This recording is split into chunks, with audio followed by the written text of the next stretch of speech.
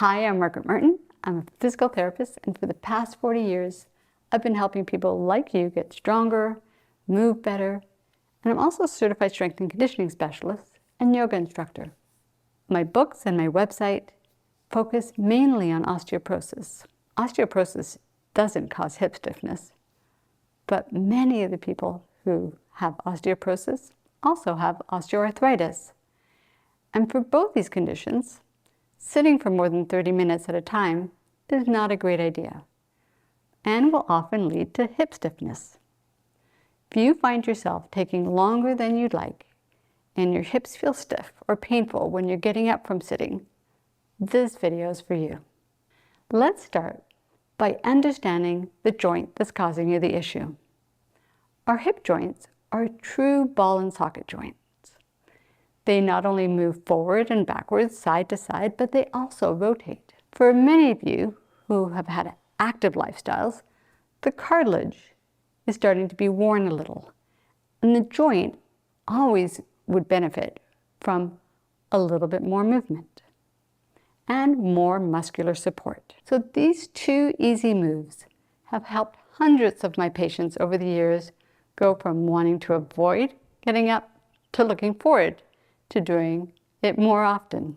These simple moves will allow you to get back on your feet quickly and with more ease. I'll explain the moves and why they're so effective. Then we'll practice it together. You'll be able to do these moves in the comfort of your home when you're out with friends, in a car, or even in the movie theater.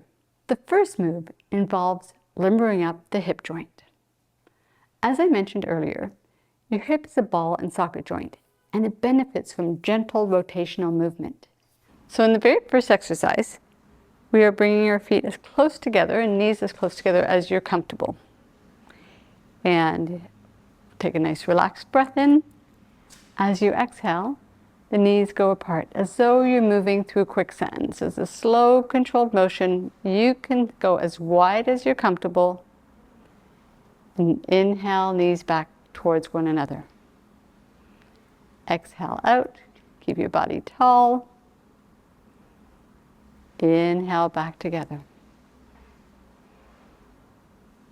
Exhale out. Inhale together. And feel those muscles deep in your butt as you open up the space between your knees. And you're getting that nice joint motion, rotation through the hip joint. If I show you a front version of that.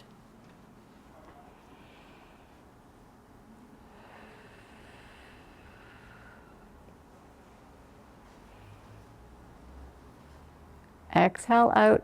Again, really using all those muscles as though you have this thick, thick air that you're pushing through. Inhale back together. Exhale out. And inhale together. Excellent. The second move involves your largest hip muscle, or your gluteus maximus. Squeezing your butt cheeks together wakes up this powerhouse muscle. By squeezing your butt muscles, you're not only stimulating the muscles that you're going to need to help you stand, you're also helping relax the opposite muscles, your hip flexors, or the ones that get a tendency of getting tight and stiff when you're in a sitting position for too long. Do these two moves whenever you're sitting for more than 20 or 30 minutes, and again, just before you stand up. So let's do it together. Now bring your feet a comfortable distance apart for you to be ready to stand. You're also going to want to slide your feet back. Here we're going to prepare for the second exercise, where we're squeezing our butt cheeks together, 2, 3, and then releasing. Inhale, exhale through the squeeze, 2, 3, and release. My hands are mimicking what my buttock muscles are doing. This time I want you to push into the floor as you squeeze your buttocks together. Breath in and exhale. 2, 3, and release. Good. We're going to start preparing even more for standing up. We're going to hinge forward with a nice straight back. As we squeeze the butt, push into the floor, 2, 3, and release. And a side view of this, you're taking your breath in. You're exhaling as you squeeze, press into the floor, 2, 3, and release. Nice tall spine. Your shoulders come over your hips, over your knees. Good. 2, 3, and release. Try to keep a nice little arch in the small of your back, keeping your neutral spine. Breath and exhale, squeeze and press, 2, 3, and release. Once you've done 10, or built up gradually to being comfortable doing 10, then you're ready to actually just push into the floor and come to full stand. So we're going to do that, and we're going to incorporate our breath and all the movements that we just learned. So your knees are pushing out, your feet are pushing in, breath in, and push. Keep those knees apart, push into the floor, and nice and tall. Good. Your hips should feel so much better now. But if they're not quite ready to like, oh, I'm going to take 100% of my weight on one foot, then the other for every step, you can do it just a very gentle shift from side to side. In doing so, you're just taking a little bit more weight each time to one foot. You can even lift the heel, transferring more weight.